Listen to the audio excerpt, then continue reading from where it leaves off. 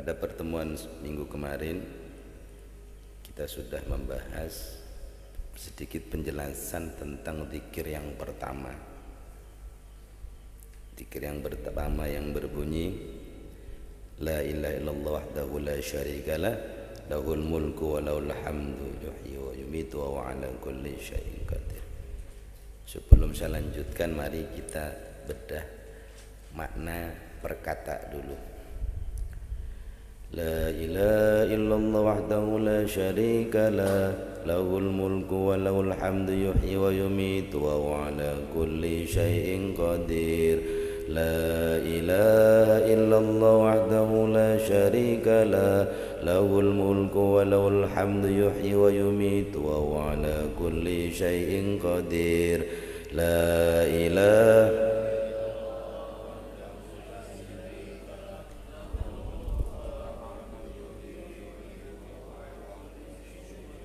Baik. La ilaha, tidak ada Tuhan yang wajib yang berhak disembah kecuali Allah. Ini kalimat tauhid. Jangan heran maka kalimat ini diletakkan pada zikir yang pertama. Karena di dalam zikir itu, substansi zikir itu zikrullah, untuk menegaskan ketauhidan kepada Allah. Bahkan kita sering diingatkan oleh para guru kita, afdhalul dzikri fa'lamu annahu. Maka urutan la ilaha illallah ini yang pertama. Ini nanti kalau zikir ini tersapi, kalau di toreko itu diajarkan sambil membaca qomat kamit lidahnya, hatinya hadir, tubuh ikut bergerak dari ujung kaki, jempol sampai rambut. Bagaimana itu rambut digerakin? Nah, ya repot, tetapi ya begitu. Nah, tetapi diwakili oleh gerakan kepala. La itulah nafian, tidak. La kan artinya tidak. La ilaha, Tuhan, illallah, la ilaha illallah, la ilaha illallah. Ke bawah, agak kiri, ke hati. Itu kalau tarik, kalau orang mari bebas, bebas. Kadang-kadang beradu kanan kiri, yang satu kepalanya ke kiri, ini ke kanan, kan nggak kompak banget itu. Padahal la ilaha illallah sama, bacaannya sama, tapi nggak kompak. Bagaimana ceritanya ini? Belum latihan. Emang bedanya kalau di toreko gitu, pasti 1000 orang itu sama seragam. La ilaha illallah. Nah, kira-kira. Ini contoh. Kudu begitu? Ya nggak kudu. Suka-suka hati, yang mudah-mudah mau dikira juga keren, tapi naik kelas nanti. Nah, ini nanti kenapa kita terangkan bahwa orang itu berzikir bukan hanya lisan saja. Sejatinya zikir itu hudurul qalb, harus menghadirkan. Bahwa gerakan kepala, gerakan goyang-goyang itu gerakan menambah kekhusyuan hati. Sebetulnya bab ini kalau kita baca dari awal mak keren, kan bakal 16 tahun guys. Nah, tebel banget ini. Makanya langsung kita pegat ke zikir pertama. Ada muqaddimah, tapi sedikit sebelum kita lanjut. Kenapa zikir itu kok harus keras? Ratibul hadat kan keras ya, kenceng gitu ya. Makin banyak orang mengerami ya. Padahal itu jahrun, itu jahron, keras itu. Bukan di situ letaknya zikir. Zikir itu bil qalbi. Maka nanti ada hukum, ditanya, ya Syekh, ayyuhumal afdal adzikru bil lisani awil bil qalbi. Zikir yang afdal itu yang dengan lisan atau dengan hati. Nah, nanti dilihat hakikatul zikri. Zikir apa sih? Dzakara yadhkuru dzikron, ya. Dzakara yadhkuru dzikron, zikir. Zikir itu punya dua makna. Zikir dalam arti dzikron, nyebut berarti pakai mulut, nyebut. Namanya nyebut kan bunyi. Allahnya menyebut. Tapi dzikrun dalam arti ingat. Nah, kalau ingat maka kita pakai nyebut. Di sini ingat Allah. Berarti zikir menisayakan mulut, lisan dan hati. Tapi kalau ditanya substansinya ya ini. Makanya kemarin katakan jangan sampai mulut komat kami tapi ini mikirin kondangan, mikirin utang, mikirin lah kagak zikir namanya. Bahwa jahron kenceng itu untuk nganter kita biar fokus dan makin khusyuk, makin dalam. Lah coba ratibul hadat sini diem-dieman baik. Insya Allah pada khusyuk semua nggak ada yang bangun. Lah pada ngelenyap semua. Bagi makom yang sudah sampai memang zikirnya nggak pakai suara, tapi karena masuk wilayah sejatinya. Nah kita nggak di situ. Kita zikir dari mulai berlatih memperdalam zikir ya sudah pakai bunyi. Tapi kalau ditanya afdal, tergantung makomnya. Bagi orang yang sudah makomnya tinggi, para aulia Allah, para ulama, ya zikirnya ya sir saja, ngobrol sambil zikir. Nggak ada di teras duduk sendirian di balik la ilaha illallah lah kurang seperapat itu kan begitu. Nah ini la ilaha illallah itu la nafiyah, ya, meniadakan esensi ketuhanan yang dipantasi. Illallah isbatnya illallah, isbat ditetapkan bahwa Allah lah yang kita sembah. Makanya kalau zikir ini jangan ketimbang baca. Ingat, zikir pertama ini zikir tauhid. Zikir tauhid. Kesananya akan jadi atau tidak tergantung di permulaan tauhidnya kita. Karena segala sesuatu ditentukan oleh tauhid kita. Tauhidnya benar, tauhidnya bening, laksana mata air akan mengalirkan air dengan sumber manfaat yang banyak. Dari mata air yang bening turun ke kali, ya kan? Turun ke sawah, turun ke mana akan ada aliran manfaat. Karena memang sumber airnya bening. Tapi kalau airnya udah butek, udah kotor ya, boro-boro bisa kita pakai. Wahdahu la syarikalah, ini hanya sebuah tambahan naat, jadi sifat pensifatan daripada kesejatian Allah yang Maha Esa. Wahdah, hanya Allah semata, la syarika, tiada sekutu, lahu bagi Allah.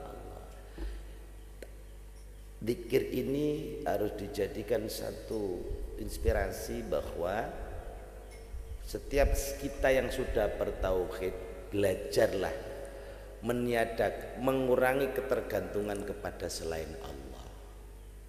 Nyambung sama tadi, kita boleh tergantung pada dunia pada porsinya. Jangan menggantungkan dunia berlebihan, nanti Allahnya kelewatan, Allahnya ditiadakan. Allahnya nomor 2. Kalau Allah nomor 2 sudah musyrik.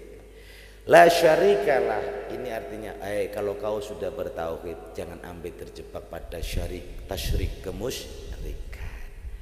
Makanya zikir ini sering dibaca agar kita terhindar dari kemusyrikan. Lahu, hanya milik Allah. Apa itu al-mulku? Segala kekuasaan alam semesta ini. Semuanya milik Allah. Maksudnya gini, sadarlah bahwa apapun yang dimiliki kita itu hanya titipan. Sejatinya yang memiliki aslinya adalah Allah. Ini saung bambu punya siapa? Punya Allah yang bangun Pak Ustaz Yani. Iya, syariat dunianya, tapi sejatinya semua milik Allah. Buktinya lah kalau Allah ambil semata sewaktu-waktu kan terserah Allah. Walahul hamdu. Nah yang kedua, kalimat ini diawali dengan walahul hamdu. Berikutnya walahu, dan hanya kepada Allah, hanya milik Allah alhamdu, puji-pujian. Waktu zikir ini hilangkan angan-angan kita pengen dipuji orang. Jangan suka nyari pengen dihormatin orang. Masih mending minta dipuji, dihargai Allah. Jadi ini makanya ini di awal itu karena nilainya penting. Semakin sering dibaca, semakin mendalami maknanya bahwa janganlah kita ngejar pujian, karena pujian hanya milik Allah. Sekalipun kita tidak terpuji oleh tetangga saudara kita, mudah-mudahan kita terpuji di sisi Allah. Makanya kalau bahasa sakleknya, apa maknanya orang rajin ratibul hadat, dia baca saben malam saben minggu, tapi di luar ratiban dia masih pengen nyari penghormatan orang lain, berarti bacaannya tidak menginspirasi perilaku. Iya. Padahal ibadah itu mestinya punya fungsi yu'athir, punya pengaruh dampak positif dalam perilaku ibadah apapun, baik mahdhah maupun ghairu mahdhah, termasuk zikir. Makanya kekuatan zikir bukan di banyaknya jumlah zikir, tapi seberapa manfaat zikir yang kita baca berpengaruh kepada diri kita dulu. Kalau ini berpengaruh ke diri kita, pasti manfaat ke diri orang. Contoh, orang kalau baca Ratibul Haddad, ini secara keseluruhan saya kasih rahasia. Memang rahasianya antara Ratibul Haddad sama Ratibul Atas berbeda. Ratibul Haddad ini memang salah satu faidahnya, karena ada 17 faidah sebetulnya, mana belum kita tuntas. Salah satunya melembutkan hati, salah satunya. Jadi kalau ada orang baca Ratibul Haddad 20-an tuh hatinya masuk wangkeng wae. Ini tanda tanya, ini waktu wiridan tidur apa cuman komat kami gitu loh. Karena beliau sang sahibur ratib Qutbul Irsyad wa Ghawthil Aibad wal Bilad Habib Abdullah bin Alawil Haddad mengarang menyusuni karena pengen umat Muhammad di akhir zaman yang penuh gonjang ganjing hatinya tetap tenang, tetap cool, tetap lembut. Baca. Makanya enggak ya, kalau dalam bahasa ilmiah itu paradok, enggak nyambung. Orang rajin ratiban tapi wanginya juga 7 setan. Masih menunjukkan suka ngagul, suka sombong. Nah itu enggak nyambung sebetulnya. Nah ini pintu masuk untuk ngalusin hati lewat Ratibul Haddad. Di sini masuk walahul hamdu, wa usalla, kemaruk pujian. Nah, kira-kira begitu. Nah, yuhyi wa yumit, yuhyi dialah yang zat yang menghidupkan, wa yumitu dan dialah zat yang mematikan, wa huwa ala kulli wa huwa dan dialah Allah ala kulli syai'in atas segala sesuatu qadirun. Di sini baru keyakinan kita atas segala sesuatu yang bernama takdir. Pasrahkan segala sesuatu pada qudratullah. Orang kalau sudah zikir ya nggak usah mikirin yang lain ngapa. Allah Maha Kuasa. Kelihatannya kita komat kamit di tempat zikir nggak ngapa-ngapain, tenang saja, Allah pasti jaga. Orang lagi zikir kok sempet-sempetnya. Tadi saya kalau nggak salah ketemu di sana itu besok janjian untungnya 16 juta. Kok sempet-sempetnya lagi zikir mikirin gitu.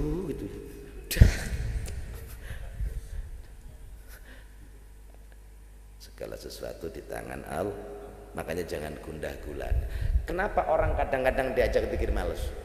Waduh Ratib lama nih Ratib, saya kan ada janjian sama orang ini, rugi saya kalau nggak ketemu. Dia nggak tahu untungnya Ratib lebih besar dari untungnya bisnis dia. Silakan kalau nggak percaya.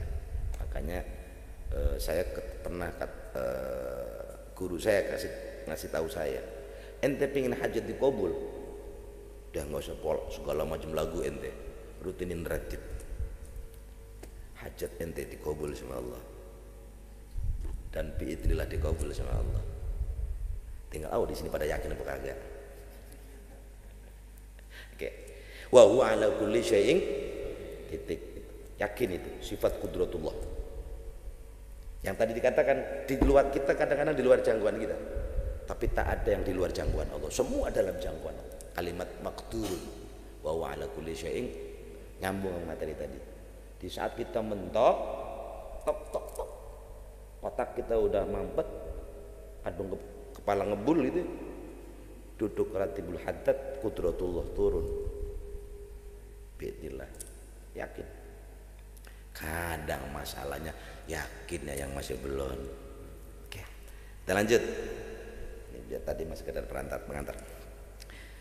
Wa fil hadisi, dan di dalam hadis yang lain kemarin disebutkan 3, 4, 5 faidah dari membaca kalimat la ilaha illallah ila akhirnya. Wa fil hadisi, dan di dalam hadis, suatu hadis, anna man a'taqa raqabatan min walad Ismaila, anna bahwasanya man seseorang a'taqa yang membebaskan raqabatan seorang budak min walad Ismaila dari keturunan Bani Ismail alaihi salam, faka'annama seakan-akan a'taqa membebaskan siapa orang tadi isnata asyrata 12 raqabatan budak min ghairi walad Ismail.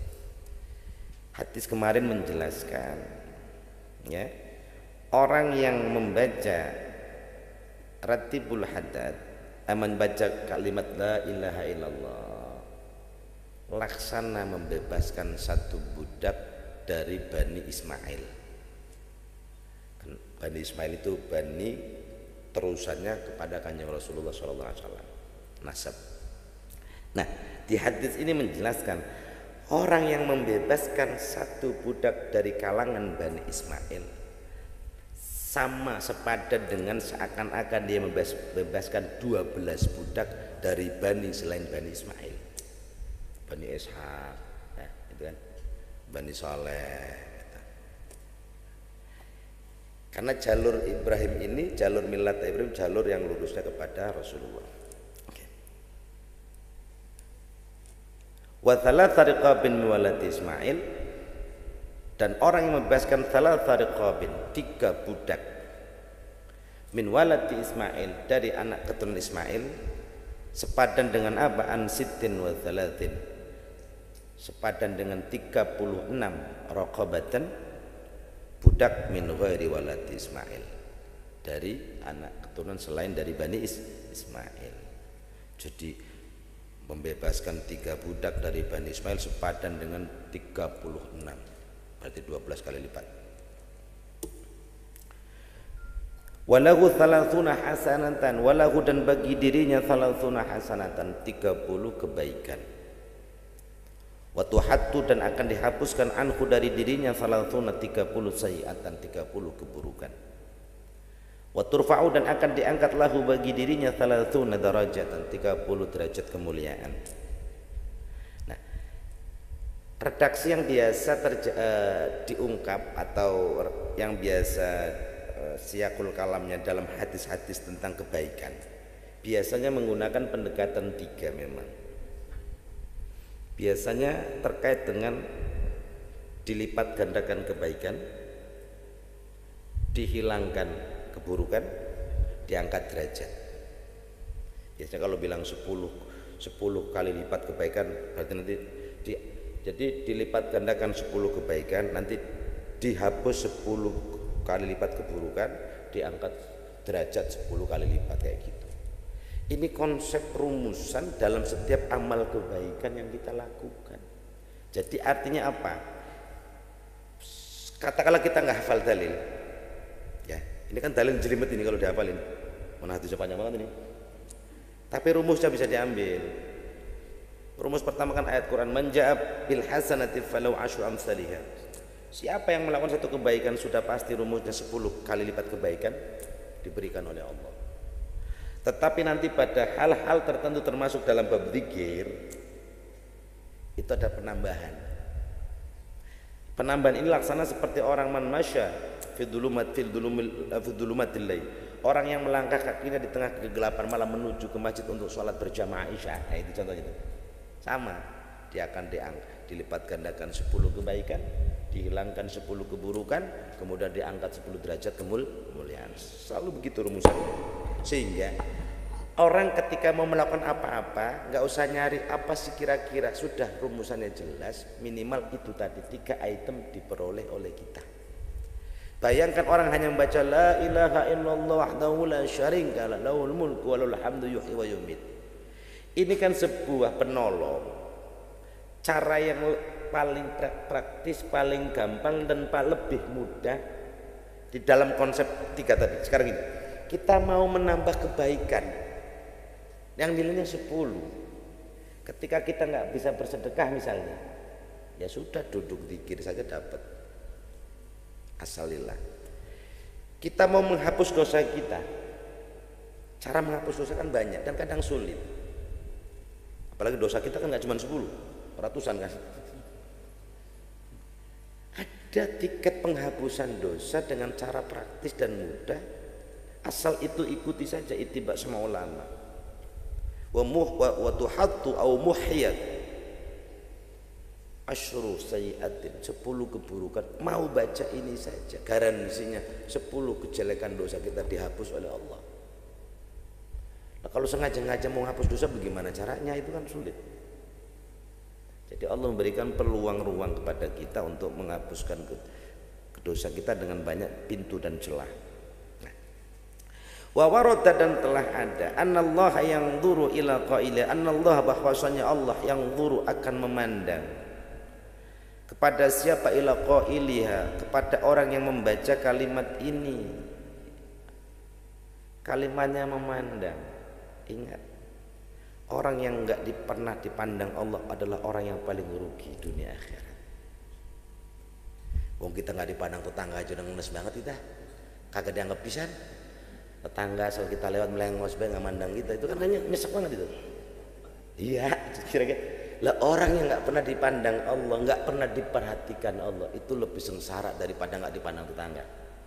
Karena sumber rahmat datangnya dari Allah. Lah tetangga mampu ngeliat itu juga apa dia nggak bagi duit buat kita. Tapi kalau zat yang maha memberi rahmat udah nggak mau peduli sama kita, udah apes kita. Lah cara agar kita dipandang Allah, ini ada resepnya. Baca Ratibul Hadat, di kalimat ini Allah udah pandang kita. Siapa yang membaca ini, annallaha yanzuru ila qailiyah, diperhatikan. Makanya tenang, yang lagi baca ratib itu pasti lagi diperhatikan sama Allah. Yang nyender tidur. Ya minimal lagi tidur juga tidur lagi baca ratib, kan keren. Nah, daripada tidur pinggir rel kereta, kecium kereta lewat kan out, game over. Wa ta'dilu lahu itqanan sama. Pertama Allah berkehendak untuk memandang, memperhatikan orang yang baca ini kalimat. Insyaallah kita dapat. Wa ta'dilu, dan akan sebanding kalimat ini lahu baginya itqanan samatin, seperti membebaskan satu nyawa, satu jiwa. Wa annahu, dan bahwasanya la yasbiqu, tidak ada yang mampu menyalip pada kalimat ini. Ini kalimat ini ibarat gerbong, enggak ada yang bisa menyalip kalimat ini. Apa itu amalun, amal apapun. Jadi ibarat amal ini amal yang terdepan, karena kalimat ini memang kalimat tauhid, kalimat terdepan. Kalau kalimat terdepan, ya namanya terdepan kan nggak ada yang di depannya lagi, berarti nggak ada yang nyalip, mesti di belakang semua. Makanya kalimat ini ada di depan, artinya zikir yang lain mah zikir turunan yang ikut di belakang. Makanya ingat maksud saya, maksudnya Al Habib ini, ingat ini diletakkan di depan, jadikan ini kunci masuk. Kalau di depan kita sudah benar, sudah khusyuk, sudah paham, insya Allah yang berikutnya juga ngikut. Kalau yang satu udah amprak-amprakan, udah nggak jelas, udah ngantuk, udah was, ya itu ya kesanaannya ya wes bablas itu. Nah itu contoh. Nah, wala yabqa ma'ahu wala yabqa, dan tidak akan tersisa ma'aha bersamaan dengan diucapkannya kalimat zikir ini, la ilaha illallah, ini nggak akan tersisa. Begitu dibacakan semua rontok, tidak ada yang bisa. Apa itu sayyi'atun? Satu keburukan pun rontok semua dengan bacaan ini, sampai nggak ada yang bisa. Ini hadis. Wa annaha, dan sesungguhnya kalimat ini la ilaha illallah ila akhirih, khairun, sebaik-baik ma ucapan qala yang mengucapkan pada ucapan ini siapa, alaihi salatu wassalam, Kanjeng Nabi Muhammad sallallahu alaihi wasallam. Jadi ini juga bacaan favoritnya Kanjeng Nabi Muhammad sallallahu alaihi wasallam. Apa enggak bangga kita, ternyata kita ngikutin favorit beliau kan? Orang sini mah takutnya favoritnya Ayu Ting Ting. Mana kemana nggak jelas. Ini minimal kita ngikutin bacaan favoritnya Kanjeng Rasul. Ternyata dikatakan khairu ma qalahu alaihi. Ternyata ini bacaan favorit beliau. Wa khairu ma qalahu nabiyyun.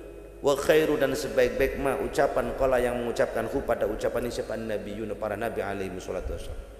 Oh ternyata para nabi suka mengucapkan kalimat ini. Makanya kalau dalam baca setiap zikir itu kan ada kalimat afdhalu ma qultu ana wan nabiyyuna min qabli la ilaha illallah.